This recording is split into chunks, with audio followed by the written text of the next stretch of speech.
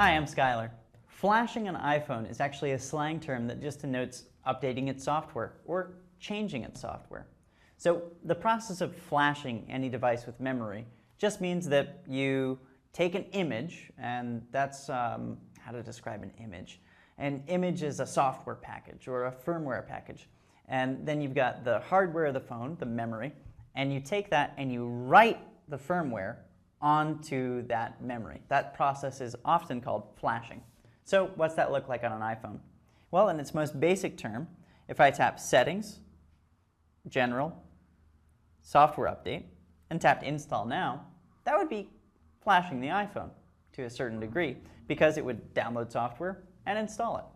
Now, to be really technical about it, it wouldn't necessarily be flashing unless I did a firmware update to the phone, which would probably require me to plug it into iTunes and do a full restore, like a DFU restore. Now that would really flash the phone.